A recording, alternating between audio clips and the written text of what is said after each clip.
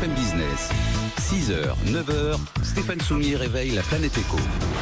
Good morning business. Un mot encore pour vous rappeler tout notre dispositif autour de la French Fab qu'on continuera d'ailleurs l'année prochaine. Ramesh Kossi est avec nous, donc le patron de Partnering Robotics. Et Ramesh, vous nous avez accompagnés, c'était la semaine dernière ou il y a 15 jours, dans des petits films, des petits modules qu'on réalise ensemble et qui sont diffusés juste avant le 18h et juste avant le 20h sur BFM Business, voilà, où les entrepreneurs, les industriels, les entrepreneurs racontent l'ensemble de leurs rêves, de leurs difficultés de recrutement, et puis où on insiste beaucoup aussi sur le territoire. Et alors, vous me disiez un truc juste, très très court.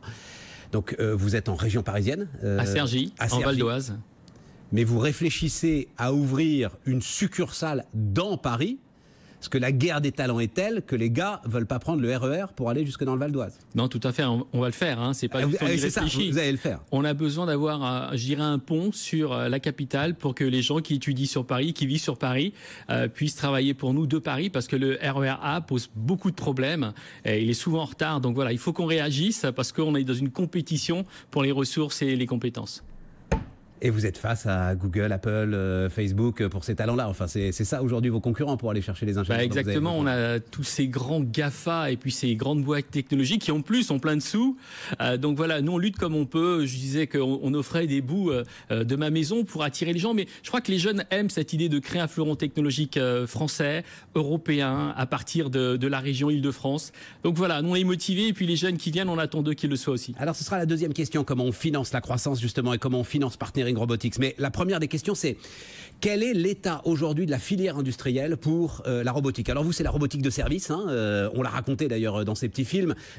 C'est un robot qui purifie l'air et qui purifie l'ensemble de votre environnement et qui se balade notamment dans l'open space pour purifier l'ensemble de votre environnement. Qu'est-ce qu'on est capable aujourd'hui de fabriquer en France, Ramesh? Aujourd'hui, on peut faire des robots de A à Z. Je pense qu'il n'y a pas de questions à se poser. De l'intelligence artificielle jusqu'au design. Vous savez qu'on a des belles écoles pour imaginer le look des robots, ce qu'on appelle le form factor, jusque derrière les pièces mécaniques. Alors bien sûr, comme tout le monde, on doit aller chercher un processeur ou quelques cellules lithium-ion ailleurs, mais ça, le monde entier est contraint.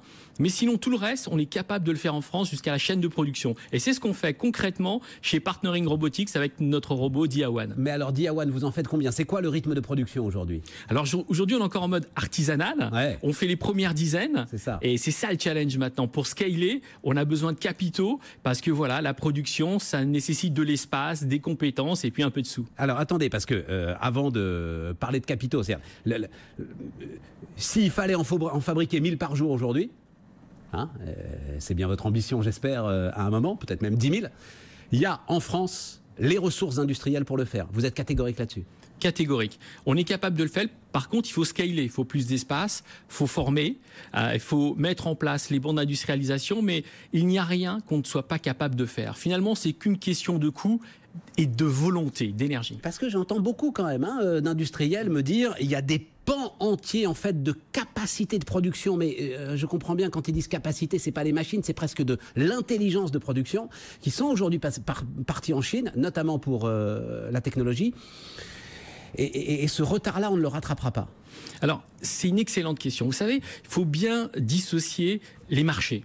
Si vous parlez du B2C, avec des Apple, par exemple, des grosses boîtes qui produisent des petites devices, des petits produits en millions, il est sûr qu'un pays comme la Chine, qui a appris énormément, a des atouts. Maintenant, on part d'un monde qui est en train de changer au XXIe siècle. Nous, on fait des robots qui ressemblent un peu à R2D2, qui font 1 mètre, des robots d'1 mètre. Qui aujourd'hui sait manufacturer des produits d'1 mètre?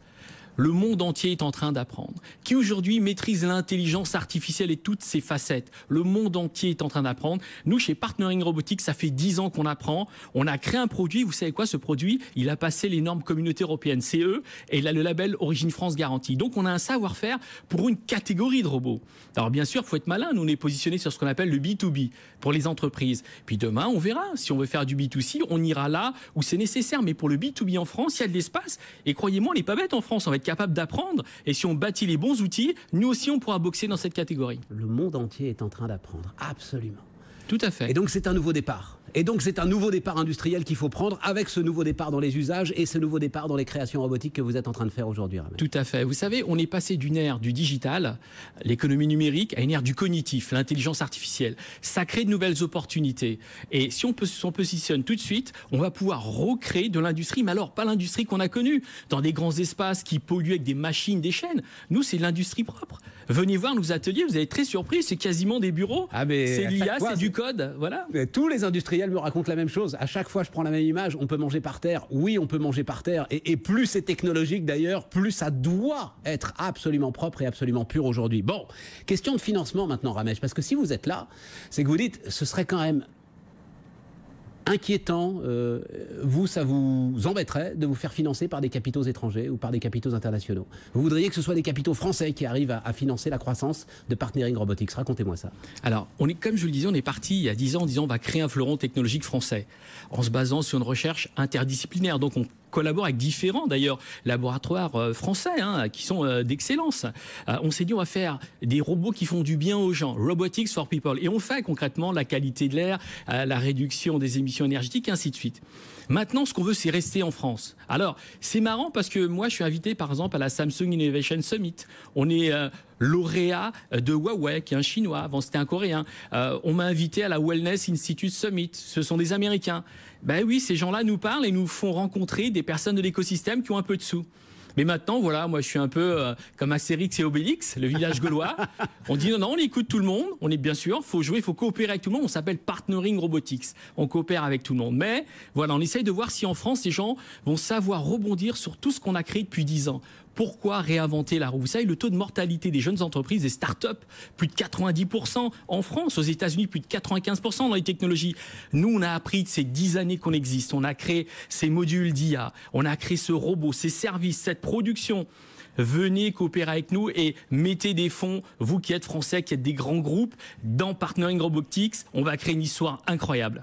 Il se trouve que lundi, c'est Bruno Maisonnier, le père de Nao et de Pepper, un autre robot, même si vous avez suivi des voies différentes, mais ça ne va pas être le sujet, qui était avec nous. On a raconté comment il avait dû vendre Aldebaran Robotics à SoftBank et aux Japonais pour à peu près 200 ou 250 millions d'euros. Franchement, vu les levées de fonds qu'on a aujourd'hui, 200 ou 250 millions d'euros, enfin, je suis un peu tombé de ma chaise. C'est pas considérable.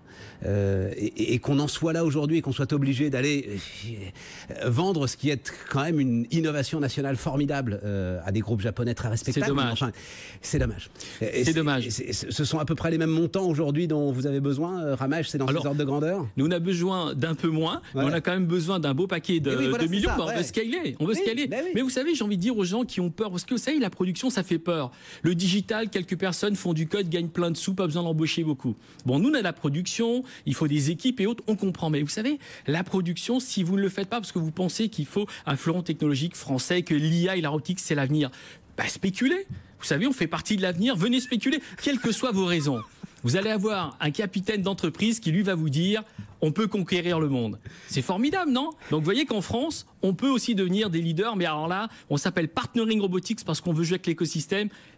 Messieurs, c'est le temps de venir pour jouer avec nous. Et surtout, le monde est en train d'apprendre. Et donc, on n'a pas de retard là-dessus. Voilà. Tout est à inventer, tout est à créer. Le monde est en train d'apprendre. On est bien et il ne faut pas prendre du retard. Ne réinventons pas, capitalisons sur une jeune entreprise qui a déjà 10 ans et qui a des savoir-faire technologiques puissants. Partnering Robotics sur BFM Business.